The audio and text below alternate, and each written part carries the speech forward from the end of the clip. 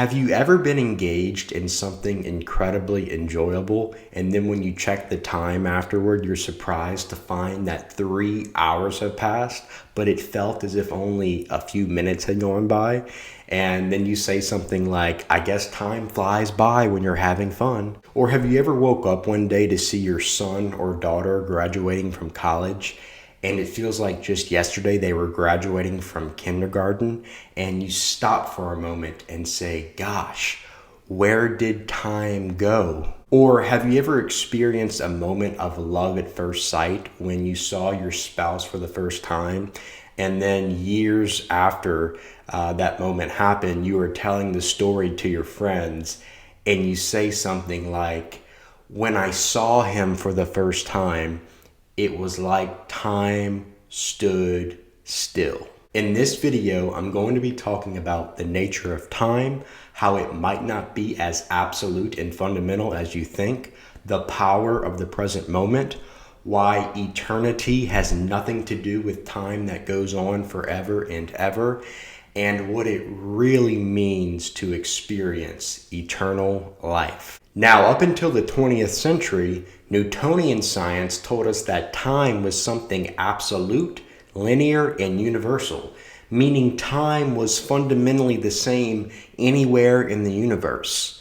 So this would mean that 1 second on Earth would be the same amount of time as 1 second on any other planet in the universe. But then as quantum mechanics emerged, Albert Einstein's theory of relativity introduced a revolutionary perspective on time that was very different than the conventional Newtonian understanding. Einstein proposed that time is relative and not absolute. He also introduced the concept of space-time, where time and space are intertwined. The first theory Einstein developed was special relativity, which says time slows down when objects move at different speeds relative to each other, causing time to pass differently for different observers. Then he developed his theory of general relativity, which extended his ideas about space-time. In this theory, the presence of mass and energy warps space-time, causing gravity. This means that gravity affects the passage of time.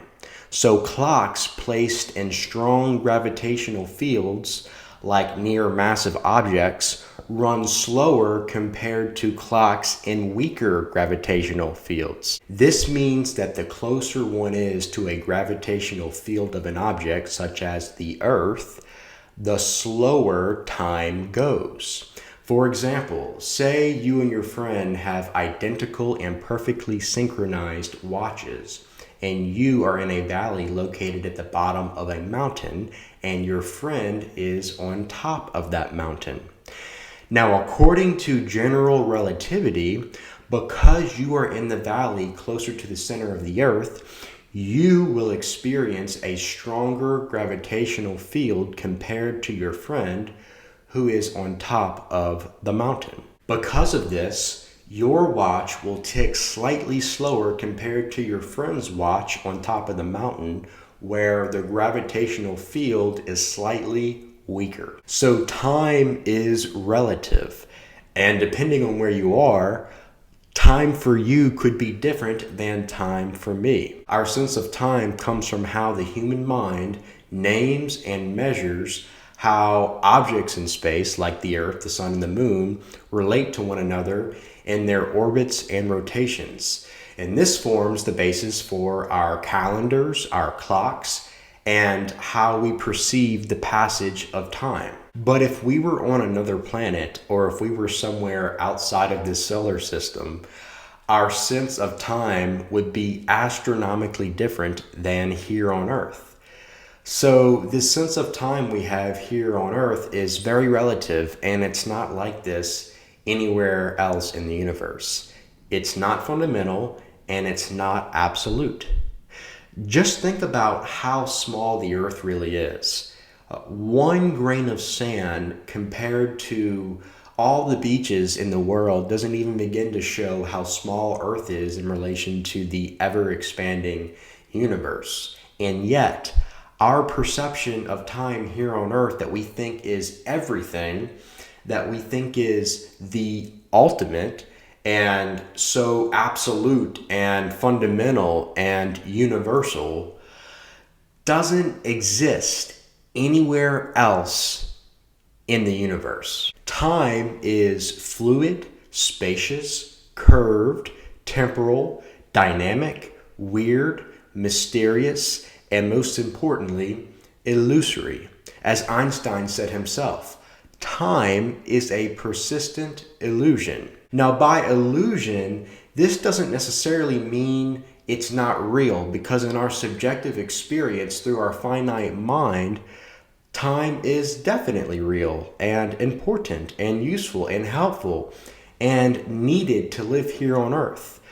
Just think about how much we use time every day of our lives. By exploring the reality that transcends time, beyond time, which I will be doing the remainder of this video, it will enable you to understand time as a very necessary and a helpful concept here on earth, one that is indeed vital to our human experience, but you will no longer see time as an absolute, universal, ultimate belief of reality. Time is a mental construct by which we perceive past, present, and future events. This perception of the past, present, and future is only a product of thought and memory. Therefore, it's something that is happening in the mind. And as I mentioned in my Life's Most Important Who Am I video, the mind is something we have, but it's not who we are. We are the ever-present awareness that's aware of the mind and everything it perceives through the five senses. So Rupert Spira said that time is eternity filtered through the prism of our finite mind. But if we go beyond the mind into pure consciousness, into pure awareness, we will find that in this deep level of existence, the concept of time is merely an illusion, and there is no such thing as the past or the future. There is only the eternal now, an ever-present, timeless, unchanging moment. The now is actually all that there is. The now is ultimate reality. And as bizarre as this may sound, what if I told you that I could prove this to you? Now, right now, you are watching me talk on this video, and you would say that you are watching me right now in the present moment. And then you would say that what you did before you started watching this video, or what you did yesterday, was what happened in the past. And likewise, you would say that what you will do after you watch this video and what you will do tomorrow will be in the future. Now, the only way you know what you were doing yesterday is because of a memory or a thought that you are having right now. And the only way you can know what you have planned and scheduled for tomorrow is because of a memory or a thought you are having right now. A thought of the past or a thought of the future is something that is taking place right now. You can't actually go back into the past or go into the future. No one can, because the past and the future do not really exist except in the filtered perception of eternity that takes place in the finite mind. Now you might be saying, but what about my memory? I can remember the past. I remember what I did yesterday and a year ago and 10 years ago. And all of it happened a long time ago, not now. But once again, memory appears as a thought or image. And when you are having that thought or image of a past event, when are you having that memory? When is that thought or image appearing in your mind? Well, it's happening in the now. You see, we never actually experience time. We only think about time, because in order to experience time, you would have to be able to leave the now and visit or go into the past or the future. And try to do that. Try to leave the now moment and visit a past or future event. And when I say visit, I don't mean think about it or imagine it, because again, if you think about it or imagine it, like if you think about what you had for dinner last night, that thought in your mind is something that would be occurring now. So don't think, remember, or imagine the past. Go there. Literally leave the now, leave the present moment, and go back into a past event. Go back to when you were eating dinner last night. You can't. It's impossible. No one has ever been able to do this because the past is only a perception in the mind of this one eternal now moment. Now think back to all the major moments in your life. So like when you had your 10th birthday, or when you graduated high school, or when you started your first job, or when you got that promotion, or when you went on a particular vacation, or when you bought your first house, or when you started dating someone, or when you got married, or when you had your first child, or any event that happened in the perceived past. To think about, remember, or imagine these events that have happened is something that is happening now. And when all of these events happened in your life days ago, months ago, or years ago, they were happening in the now for you. What I mean by this is that when you were at your high school graduation years ago, if someone approached you during the graduation and said, "When is this graduation happening?" you would have said, "Now." Or if when you went on that awesome vacation 10 years ago, someone approached you while you were on the vacation and said, "When is your vacation happening?" you would have said, "Now." Or if when you got married, someone interrupted the ceremony and said, "Excuse me, when is this wedding taking place?" You would have probably looked at them confused and perplexed, but you would have said, "It's happening now." So every event that has happened in the now. And the only way to think or remember about those past events is to have a thought or memory which can only take place here and now. The same goes for the future. You can never know the future, only the plans, intentions, hopes, expectations, and anticipations of the future that take place here and now in your mind. And what you'll notice about the now is that you've always had this ever-present awareness of it. The ever-present awareness of now that you have right now is the same ever-present awareness of now you had 2 minutes ago, 20 minutes ago, 5 years ago, 5 decades ago. The now has not changed. The now is the same as the awareness and I amness of the true self. The sense of I amness that you have right now is the same sense of I amness that you had 1 minute ago, 1 day ago, and even 10 years ago. Your body and mind have changed a lot over the past 10 years because there are trillions of cells that make up every part of your body, and these cells have been in a constant cycle of dying and replacing themselves. But your sense of I, the essence of who you really are, your awareness has not changed. So an analogy I gave in a recent video was how if you haven't seen a friend in 10 years and then you see them again for the first time at like a reunion or something, that will be the first time you see the body they currently have.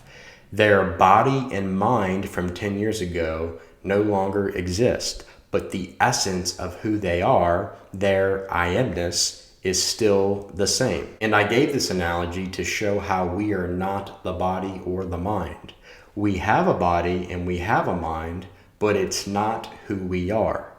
Who we are is what's aware of the body and the mind and everything else we experience. It's pure awareness, pure consciousness. Consciousness is the fundamental, infinite, eternal, ultimate reality of existence. And the body-mind is just something that is happening temporarily within consciousness. So the sense of I am you have right now is ever present. It's the same constant sense of I am that you've been aware of every moment of your life, no matter what objects have changed in your experience, including the body and mind that you have. And in the same way, the ever-present now that we all are experiencing right now has been the same now at every moment and event that we've ever experienced in our lives. Eckhart Tolle said, "The eternal present is the space within which your whole life unfolds, the one factor that remains constant. Life is now. There was never a time when your life was not now, nor will there ever be. There has only been one now, not many different nows throughout time." But this is what the mind has led us to believe. The mind has led us to believe that time is absolute, fundamental, and universal, the same everywhere in the universe, and linear. And on that linear line of time, the now is this passing present sandwiched between a real past and a real future. But the now is not like this at all, because the now is eternal. It exists outside of time altogether. It's completely stationary. It has no beginning and it has no end. It has not come from somewhere and it's not going anywhere. So all of the objects and events in our experience that are changing have only occurred in this one now. All we have is the now, and the mind is what creates the illusion that time is this experience line of past, present, and future events. But in reality, all there is the now. And things are only happening in the eternal now. Now, I want to explain what this word eternal means because many people misunderstand it.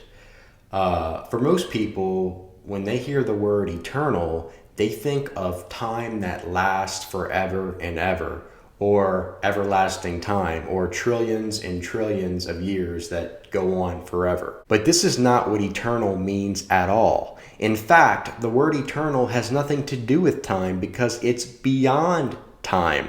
It's timeless. It has no beginning or end. It didn't come from anywhere and it's not going anywhere. It's only here and now. It is not a time that begins at a certain point and then just goes on forever and ever. No, it's not time at all. It's beyond time. It's outside of time. It transcends time altogether. And guess what? Whether you've realized it or not, you have entered into this space of eternity, this realm of the timeless now. Think of the times in your life where you had no awareness of time because you were so caught up in the moment. Like when you were on a date with someone you really loved, or when you scored the game-winning touchdown in the championship game, or when you were just sitting on the beach lost in the bliss of a summer sunset, or when you held your child for the first time, or when you were at that concert that was just packed and they played your favorite song and the whole stadium was singing in perfect harmony. Now, what you'll notice about all these special moments is that because you are so aware and living in the present moment, the awareness of time dissipated completely. When you are fully absorbed in the present moment, you have just stepped out of time and into eternity where time doesn't exist. And this is why these moments feel so amazing and indescribable. They surpass the mind in all of its understanding because these moments don't happen in time. They happen in the now. And in these moments, we are totally immersed in the present moment, which is a gateway into eternity.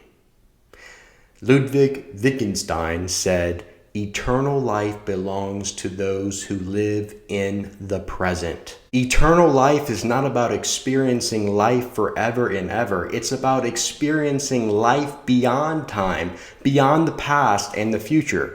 Eckhart Tolle said, "Life has no opposite. The opposite of death is birth. Life is eternal." And Paramahansa Yogananda said, "When you realize the eternity of life, you transcend the limitations of birth and death." So to transcend birth and death is to realize that birth and death have to do with time and space, but you transcend time and space. You are an eternal spirit having a temporary human experience. When the temporary human experience ends, you don't, because you exist in the eternal now, and time can never touch you. Now, don't think that there is something wrong with time or that we should completely ignore time, because that's just nonsense. Time is very necessary, and it's a valid concept that we need during this temporary human experience we are having on Earth. It serves a tremendous purpose, and it is a required tool to navigate through life. But where it becomes a problem is when we believe that it is ultimate reality. It is a helpful and necessary concept that we need while we are having this temporary human experience, but it is certainly not the ultimate. Time will one day cease to exist, but we as eternal beings have ever-present existence with no beginning or end. Jesus said, "Before Abraham was, I am." I am is the ever-present awareness of the now. It has no beginning and it has no end. It has no birth and it has no death. It's how God is described in the Bible, and it's who we are at the core of our essence. It's the deepest truth of our being, pure I amness. It's the one ultimate absolute. It's the way, the truth, and the life. Ephesians 3:20 says, "God is able to do exceedingly abundantly above all that we ask or think, according to the power that works in us." And that power within is the eternal now.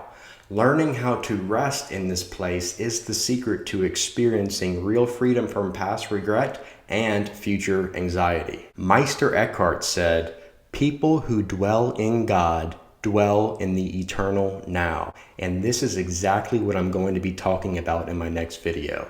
How dwelling in the now is the ultimate way to experience true freedom from all fear and shame, which then brings forth unlimited love and joy every day of our life. I hope you found this video very informative, insightful, and helpful. And if you've enjoyed it, please leave a thumbs up at the bottom of the screen, and be sure to subscribe if you haven't already. Thanks for watching, and I'll see you next time.